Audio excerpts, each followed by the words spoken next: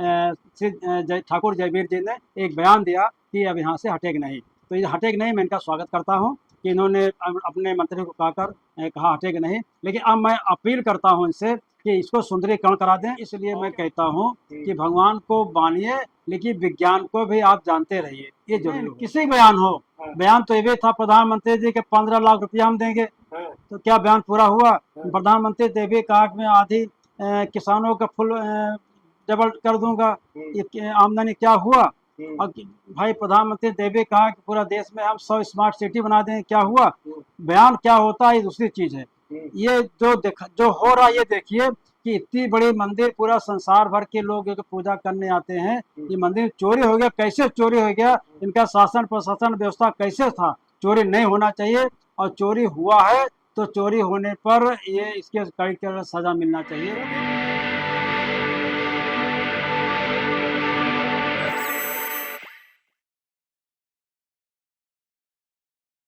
गौतम जी, आप ये बताएं, जो उत्तर प्रदेश को बाबा साहब का अस्थि कलश था, वो क्या सरकार आपकी बात को मान रही है? क्या है उसका इस समय देखिए, हाल? ये ऐसा था कि 14 अप्रैल 2026 को माननीय मुख्यमंत्री चार अनुसूचित जात के मंत्रियों को लेकर एक मीटिंग किया, बाबा साहब जयंती किया, ठीक है।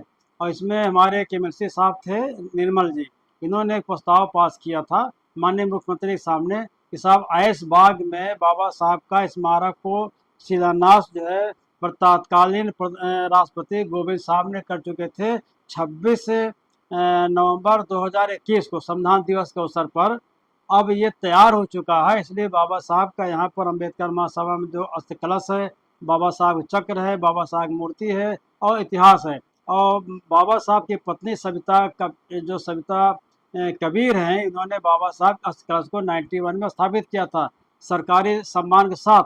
इसको हटाने के लिए चर्चा जो है मुख्यमंत्री के सामने बीजेपी का एमएलसी ने कहा कि साहब कि जब ऐशबाग में तैयार हो चुका है तो इसको हटा दिया जाए।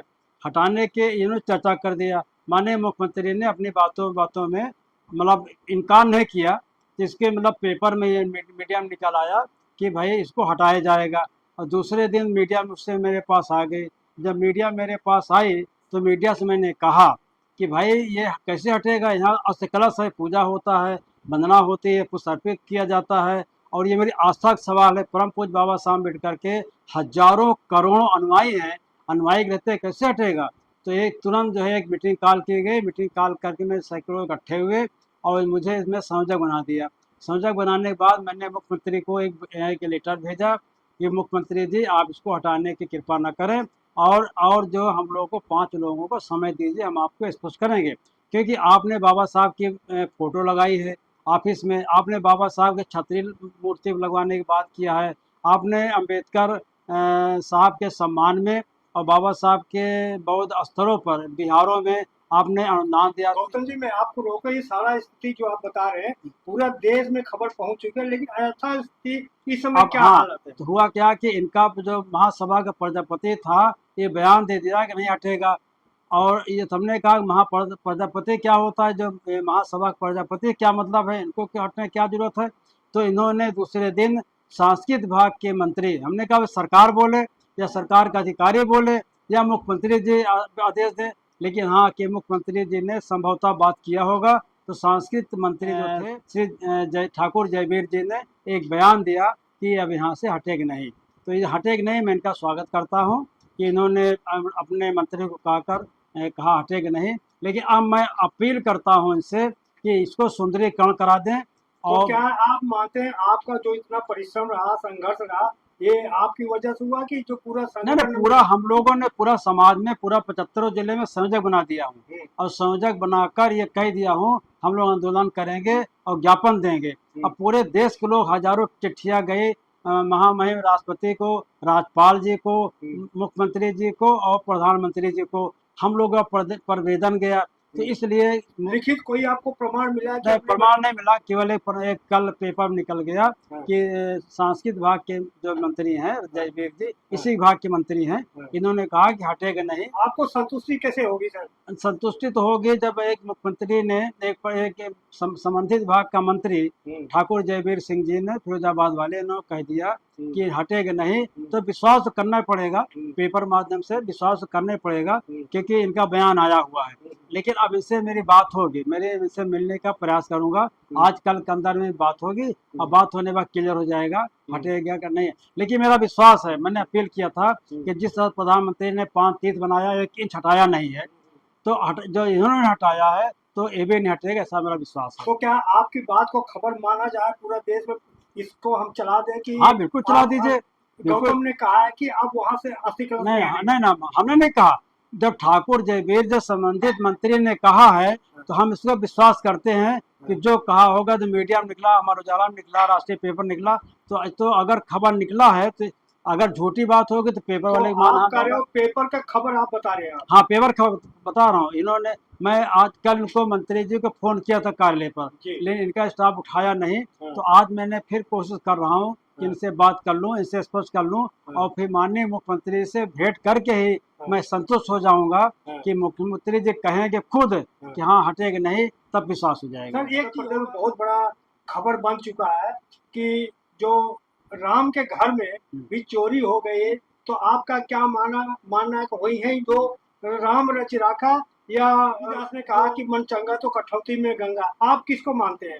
देखिए हाँ, मैं ना तो रविदास साहब की बात को इनकार कर रहा हूँ, ना इनके इनकार कर रहा हूँ। हमने केवल इतना माना कि सोना चोरी हुई, चांदी चोरी हुई, पैसा चोरी हुआ, आस्थाओं की चोरी भई, तो इसके मतलब भगवान जी को चाहिए देखभाल करना, तो भगवान जी को देखभाल मुलाकात करने में कहीं से कुछ संकोच किया होगा, जो भी किया होगा। तो ये बात ये पूरा सिद्ध हो चुकी है कि भगवान के मंदिर में चोरी हो सकती है, जहाँ भगवान बैठा हुआ है, इस सर्वज्ञ है, सर्वव्यापी है, सर्वव्यापी है, सर्वज्ञ है, कि भगवान के रहते हुए अगर भगवान के दिए गए दान को चोरी हो जाता तो दुखद है। तो आज जो आस्था रखते हैं भगवान के ऊपर, ईश्वर के ऊपर, भगवान राम के ऊपर, ये आस्था पर कुठाराघात तो होना, इसलिए मैं कहता हूँ कि भगवान को मानिए, लेकिन विज्ञान को भी आप जानते रहिए, ये जरूरी है। अब लास्ट सवाल पूछ रहा हूँ कि उसमें 8 आदमी का नाम आ रहा है कि 2 तो ओबीसी हैं और बाकी सवर्ण हैं, पंडित जी हैं, तो कहा जा रहा है कि जो यादव हैं उनको फांसी दी जाए,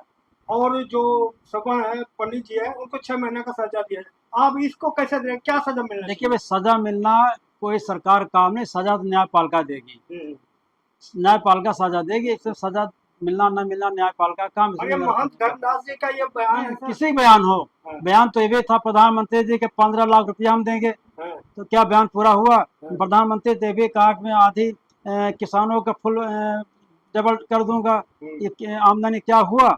और भाई प्रधानमंत्री ने भी कहा कि पूरा देश में हम 100 स्मार्ट सिटी बना देंगे, क्या हुआ? बयान क्या होता है ये दूसरी चीज है। ये जो हो रहा है, ये देखिए कि इतनी बड़ी मंदिर, पूरा संसार भर के लोग पूजा करने आते हैं, ये मंदिर चोरी हो गया, कैसे चोरी हो गया? इनका शासन प्रशासन व्यवस्था कैसे था? चोरी नहीं होना चाहिए, और चोरी हुआ है तो चोरी होने पर ये इसके कड़ी सजा मिलना चाहिए। जैसे देखते हैं बयान आ रहा था कि हिंदू का मंदिर है, हिंदू ने दान दिया, दानदाता है, तो बाकी लोगों का क्यों पेट में दर्द? तो भैया ये चिट भी मेरी, पढ़ भी मेरी, ये गलत करेंगे सही हो जाए, सही करें गलत होएगा, यही न्याय करेंगे यही अन्याय करेंगे, ये बिल्कुल स्पष्ट है। केवल अब न्यायपालिका के ऊपर उम्मीद होती है, न्यायपालिका क्या करेगी, और न्यायपालिका की उम्मीद है, परम पूज्य बाबा साहब अम्बेडकर बनाए गए संविधान को उम्मीद है कि संविधान के मुताबिक क्या करते हैं आगे देखा जाए। सर एक लास्ट सवाल और थोड़ा, जंतर मंतर पर बच्चे प्रदर्शन कर रहे हैं कि जो धर्मेंद्र प्रधान है उनका इस्तीफा मांग रहे हैं, तो क्या इस्तीफा मांगना जायज है? नैतिक ढंग से तुरंत उनको इस्तीफा दे देना चाहिए। लाखों बच्चों का भविष्य सवाल है, इनको नैतिक ढंग से प्रधानमंत्री को बुलाकर इनको तुरंत इस्तीफा करा देना चाहिए। तो धर्मेंद्र प्रधान क्या लाठी लेकर बैठेंगे कि भाई नहीं, धर्मेंद्र प्रधान जाए मंदिर में जा पूजा पाठ करें, कोई जरूरी है कि धर्म का काम करना चाहिए, समाज का काम करना है, आप धर्म का काम करो। अरे पेपर तो करा दिया ना, फिर दोबारा देखो ये पेपर करा ले, हजारों भविष्य तो खराब है, इसकी जिम्मेदार कौन है? कितने लोग बताते हैं कि 15 लोग आत्महत्या कर लिया है, हत्या करने जिम्मेदार कौन है? बताइए ना, बताओ, पत्रकार बताओ हमको।